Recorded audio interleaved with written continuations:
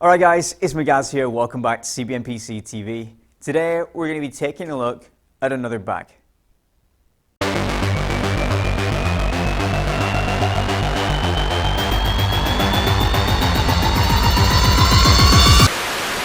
This is the Viper Mission Pack. I believe it's either the or one of the biggest bags that Viper Tactical make. If you played DayZ, you probably recognize this as the Coyote bag, the biggest bag in the game. And it definitely is a very big bag. Now I bought this solely because I was going traveling and I wanted a bag that I could use as my storage, well, throw it in the hold on a plane bag and not worry about it rather than having a suitcase. And this performed really well for that purpose, but it also performs really well getting your kit to and from an airsoft event or whatever other use you have for it. So this comes in between 76 to 80 quid depending where you pick it up from. I picked this up from Military First for £76.50 plus postage of course, and it is available, as with most Viper bags, in 4 colours. Coyote brown like this, black, green, and Viper's take on the multicam or MTP, which is called VCAM. It weighs 2,240 grams and the dimensions are 52 by 24 by 32. I don't know which dimensions are which there, I'm very confused now. And it has a 38.5 litre storage capacity. Of course, that's pretty much estimated, but you can store a lot of kit in this bag. It features 7 compartments, a lot of melee real estate, compression straps, and all the features you come to expect from any Viper tactical kit bag and just any military style bag in general. It comes with this small, tiny little ID panel on here, and it does come with a standard Viper tactical patch in Coyote brown, which can go back on there. It comes with 2 of these V-lock carabiners, which are Viper's take on the sort of military style carabiner. It also comes with the standard D-lock, which I believe all Viper bags come with, and you can actually take this part off. I'm not entirely sure what you'd use that for, but it's there if you want it. All the compression straps have strap management options on there, so there's little Velcro parts here where you can roll your strap up and Velcro it down, so you don't end up with straps dangling about everywhere and they'll get caught and then you'll fall over and then somebody will go, fucking knobhead. So that's not going to happen. You don't have to worry about being a knobhead. The straps on the back are very padded, and the way they're attached looks as though it's designed to be worn with body armor, so it's definitely designed with military use in mind. The back is very vented, so airflow, so you don't get sweaty. Originally, when you first get it, it does come with this sort of waist sort of padding, which, you know, if you're carrying heavy gear, you can put this around your waist and it will help support the load. But I didn't need this, I just thought it was going to get in the way, so I took it off. So it is removable and you can just take it off, put it back on as you see fit. It does, as with pretty much all bags, come with the standard chest sort of clamp as well, chest clip. On the back here is a compartment for bladder packs. It has a plastic sort of plate in there, just in this sort of Velcro compartment here. As you can see just in there. That adds some rigidity to the back of the bag. I mean, if you really wanted, you could put a sappy plate in there and make yourself a little bit more bullet resistant. But in here, there is enough space for a laptop, which is what I've carried in here in the past, or a hydration pack. So it does have a very sort of minimal approach at the suspension here for a bladder, but you can definitely fit a good few litres of water in there. So once that's zipped up, also I should note that there is no sort of bladder output from this point. It has to go into the main compartment and then come through this little Velcro part here, or you could just put it through the zip just there if you really wanted. Now onto the bigger main compartment.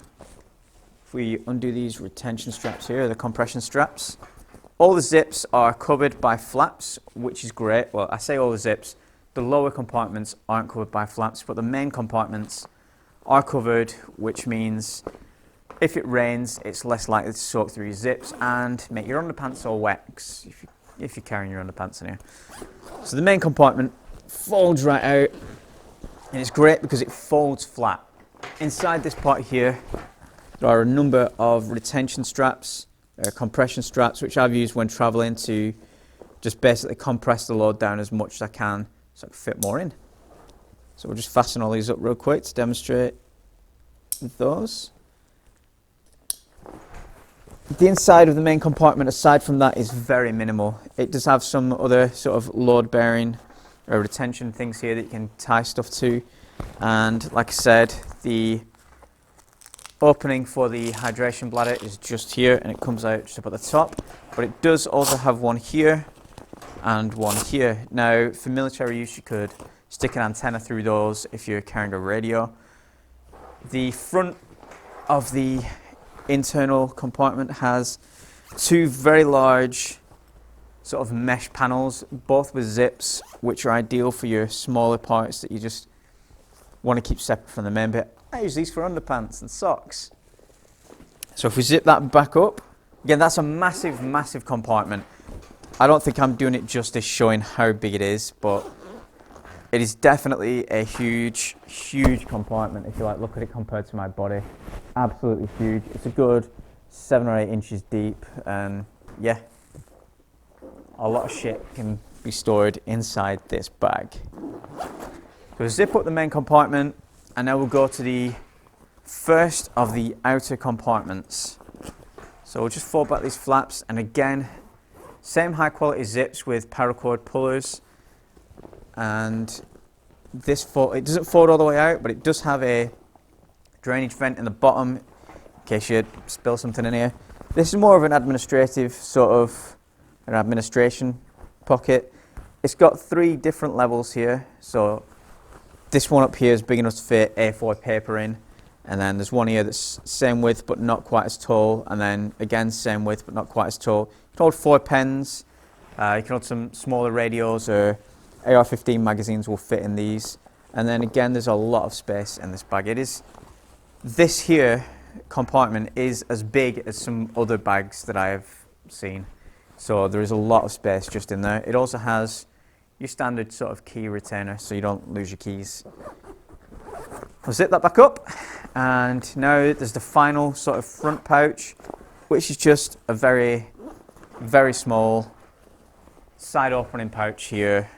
Again, the zip is covered, but that's just for, I use that just for throwing random crap in there. Like I threw flight documents and stuff in there that I needed to get to check the bag, whatever, just in there, nothing important. At the bottom here, we have another small pouch. This one, the zips don't have flaps on it, so water could leak through these. But again, it is made of 600D Cordura fabric, so it is water resistant to a certain extent. In here, as with the main compartment, we have mesh zippy compartment here, and 3 mesh little areas here which you can use for storing smaller parts or smaller things. Again, drainage hole in the bottom and molly loops on the outside. So another, it's basically just a small compartment that you can put shoes in or whatever you want, I don't know. And over this side, as is mirrored on the other side, we have 2 smaller pouches which are ideal for just dumping other random shit. They also have drainage holes in the bottom, and the zips don't have flaps over them. But again, paracord pulleys, nice solid zips, very well built. No issues with this bag at all in regards to the zips. Because I know some bags, when you fill them up a little bit too much, the zips don't want to work and you're fighting against the zips to try and get it closed. I haven't had any issues like that with this bag. We'll just fasten all these back up to give you a losterly, zipped it into the pocket. It also has on the outside here little places where you can put carabiners and things like that, and there's down here. When I was flying with this, I actually put a carabiner through this and then locked the paracord through there so it wouldn't accidentally come up. And obviously it's not going to provide security for anybody who wants to just break into the bag, but it's not just going to get caught and open up and spill your underpants everywhere on the plane. So I did the same there as well. So that gave me peace of mind while I was on the plane that all my stuff was going to arrive in this bag how I left it. When you're carrying this bag without the straps, it does have a couple of options. Either side has a carry handle, and the top also has a carrying handle here.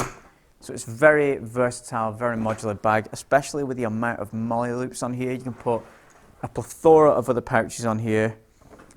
Not that you really need to, given the immense amount of space you've got inside. Also, something that I didn't mention when I was talking about the straps, they do unbutton. So if you need to ditch the bag really quickly, you can just, and it'll fall off you. So now we're taking a look at the entire thing. Would I recommend this bag? If you're doing a lot of traveling, or you've got a lot of kit to get to and from a game, or if you're in the military looking for a day sack or a patrol bag, this could be ideal for you. It is very well built. I have taken this bag around Europe to Poland and over to Ireland. It's been thrown in the cargo hold of a few planes, and it's been thrown in the back of taxis, buses, all sorts of stuff, and generally been just treated like a cargo bag. So I haven't babied it at all, and it's still looking relatively brand new, aside from it's got my name inside and stuff, but definitely a robust piece of kit that will last a very long time. I'm definitely going to be using this for a good few years as basically a suitcase when I go traveling and getting my gear to and from sites. It's a fantastic piece of kit that I would definitely recommend. The build quality, it's fantastic. It's Viper, and Viper are, for those who don't know, kind of a mid-range sort of tactical brand. They're not quite up there with like Helicon and that yet, but they're not quite your entry-level noob sort of stuff. They're really, really good.